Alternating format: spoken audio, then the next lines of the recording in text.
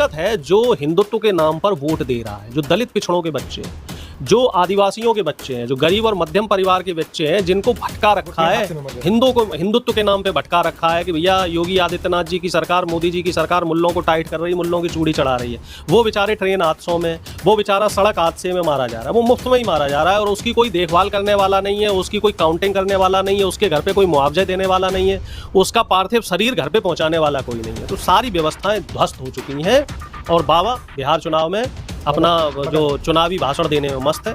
और ज़्यादातर जो बीजेपी के नेता हैं, चाहे बाबा जी हों, चाहे मोदी जी हों, अमित शाह जी हों, ये लोग चुनावी मूड में रहते हैं। ये लोग जनता के काम के समय ये लोग गायब रहते हैं। जैसे ही चुनाव आता है तो ये लोग सुपर एक्टिव हो जाते हैं, बड़ी बड़ी बातें करना, बड़े बड़े चुनावी भाषण देना, बड़े बड़े वायदे करना। अब आप ही बता रहे हो दिवाली का समय है। आदाब, मेरा नाम है शादाब। उत्तर प्रदेश की राजनीति में भी सरगर्मियां बढ़ रही है। चुनाव बिहार में है, लेकिन योगी आदित्यनाथ लगातार बिहार जा रहे हैं और वहां पर भाषणबाजी के नाम पर बहुत कुछ बोल कर आ रहे हैं। तो इन्हीं सब विषयों पर चर्चा करेंगे। हमारे साथ मौजूद हैं चर्चा के लिए कांग्रेस के वरिष्ठ नेता डॉक्टर अरुणेश यादव। बहुत बहुत स्वागत है सर। जी बहुत बहुत धन्यवाद साहब। योगी आदित्यनाथ बड़े एक्टिव नजर आ रहे हैं, एक्टिव मोड में नजर आ रहे हैं। और आप देखिए दीपोत्सव का मामला है, अयोध्या में इस बार दिवाली मनाई जा रही है। 29 लाख दीप जो है वो प्रज्वलित होंगे। साथ ही एक बड़ी दुखद घटना सामने आ रही है। जो लोग अपने घरों को वापस लौट रहे थे दिवाली की खुशियां मनाने के लिए, उनके साथ हादसे बहुत हो रहे हैं। देखिए अव्यवस्थाएं हैं, पूरा जो बंदोबस्त है वो उत्तर प्रदेश की सरकार द्वारा ठीक से नहीं किया जा रहा है।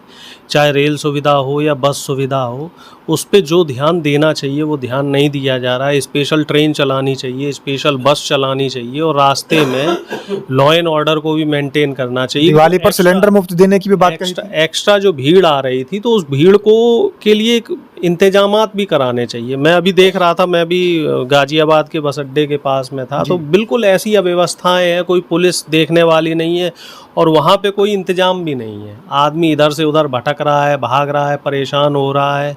आप देखो यहाँ NH पे जाम लगा हुआ है, तमाम इतना ट्रैफिक है और पुलिस वाले सबके सब गायब है। त्योहार के टाइम पे पुलिस वालों को ज़्यादा मुस्तैद होना चाहिए और वो गायब हो रखे हैं। इसका मतलब इकोनॉमी ध्वस्त हो चुकी है। इकोनॉमी नहीं, लॉ एंड ऑर्डर ध्वस्त। लॉ एंड ऑर्डर, इकोनॉमी तो पहले से ही ध्वस्त हो रखी है। लेकिन इस इकोनॉमी ध्वस्त के बीच में भाजपा के एक सांसद निशिकांत दुबे वो बड़ा फल फूल रहे हैं। उनकी पत्नी ने 50 लाख से 31 करोड़ बना दिए। सारा का सारा पैसा उधर ही तो जा रहा है। निशिकांत दुबे की घरवाली हो, चाहे नितिन गडकरी के लड़के हो, चाहे अमित शाह हो जो के लड़के हो, जैसा हो, अनुराग ठाकुर का लड़का हो, तमाम जितने बीजेपी के नेता हैं ये सब फल फूल रहे हैं।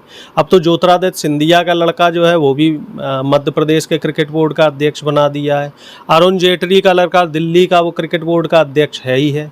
तो इस तरीके से बीजेपी और RSS के जो नेता हैं इनको मालामाल किया जा रहा है। इनके रिश्तेदारों को, वो तो है ही, पंकज सिंह यहाँ से विधायक हैं नोएडा से, जहाँ हम लोग बैठे हुए हैं, और उनके जो दूसरे बेटे हैं नीरज सिंह, वो भी अपना व्यापार कर रहे हैं और सबका मामला सेट है।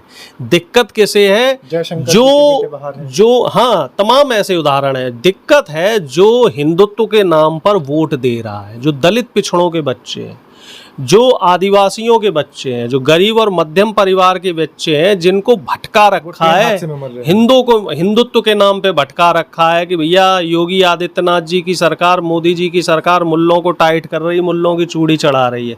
वो बेचारे ट्रेन हादसों में, वो बेचारा सड़क हादसे में मारा जा रहा है, वो मुफ्त में ही मारा जा रहा है और उसकी कोई देखभाल करने वाला नहीं है, उसकी कोई काउंटिंग करने वाला नहीं है, उसके घर पे कोई मुआवजे देने वाला नहीं है, उसका पार्थिव शरीर घर पे पहुंचाने वाला कोई नहीं है। तो सारी व्यवस्थाएं ध्वस्त हो चुकी हैं और बाबा बिहार चुनाव में अपना जो चुनावी भाषण देने में मस्त है।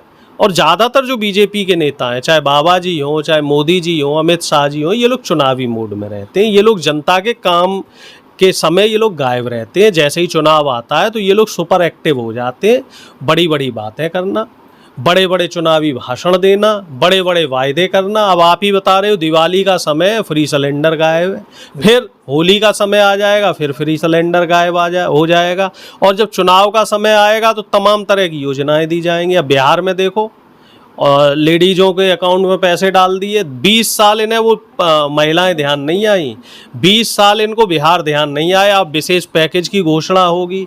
अब तमाम तरफ रेबड़ी कल्चर से आप गुरेज करते हैं, रेबड़ी कल्चर के विरोध में आप बयान देते हैं, भाषण देते हैं नरेंद्र मोदी जी। देखिए ऐसा है, जब कोई विपक्ष का नेता कुछ बांट रहा है तो उसको ये कह देते हैं मुफ्त की रेवड़ियाँ, और खुद अगर उस चीज़ को काम को कर रहे हैं तो ये कहते हैं लाभार्थी।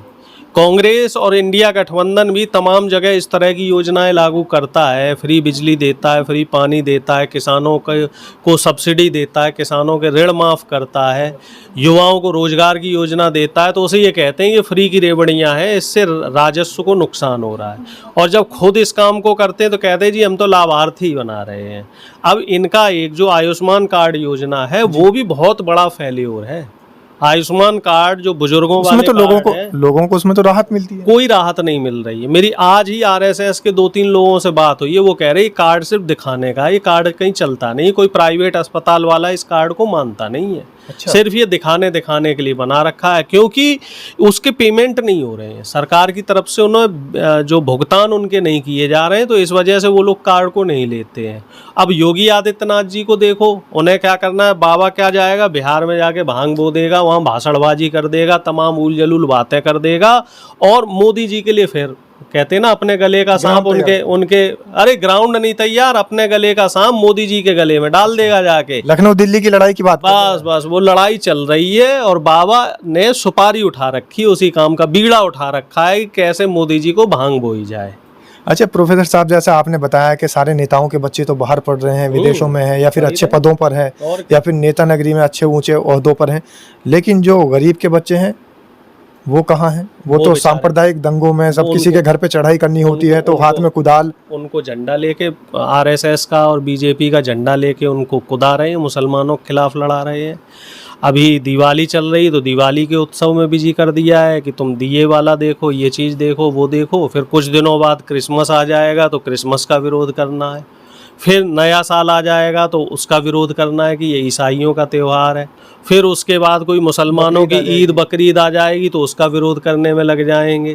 तो जो हिंदुओं का जो पिछड़ा दलित और गरीब युवा है उसको ये लोग इस काम में लगाए रखते हैं, और लगाए रखने का जरिया है व्हाट्सएप यूनिवर्सिटी। सोशल मीडिया पे सारी चीज़ें आ रही हैं, व्हाट्सएप के जरिए सुबह सुबह कंटेंट भेजा जाता है, और इनके बच्चे फल फूल रहे हैं, विदेशों में पढ़ रहे हैं। हमारे बच्चों के लिए जो सरकारी स्कूल है उनमें सुविधाएं कम की जा रही हैं, स्कूल मर्ज किए जा रहे हैं, तमाम जो यूनिवर्सिटी है उनमें सीटें घटाई जा रही हैं, कोई नई यूनिवर्सिटी खोली नहीं जा रही, और जो तमाम स्कूल यूनिवर्सिटी जो हैं वो खस्ता हाल में है। वहाँ ना तो इंफ्रास्ट्रक्चर दिया जा रहा है, ना शिक्षकों की भर्तियाँ की जा रही हैं। ये था पूरे देश का हाल जो आपको प्रोफेसर अरुणेश यादव के ज़रिए पता लगा। तो आप इनकी बातों से कितना सहमत हैं? क्या वाकई देश के अंदर इस तरीके का हाल है, या फिर सब कुछ बहुत अच्छा चल रहा है, हर जगह सब कुछ चंगा है? आप कमेंट के माध्यम से अपनी राय ज़रूर रख सकते हैं। और अरुणेश यादव जी की बातों से कितना सहमत हैं कमेंट के माध्यम से ये भी बताएं। साथ ही आपके बच्चों का भविष्य कैसा चल रहा है, क्या लोगों के घर में सुविधाएँ पहुँच रही हैं, ये भी आप अपनी राय ज़रूर रखें। बहुत बहुत धन्यवाद सर। जी बहुत बहुत धन्यवाद। धन्यवाद।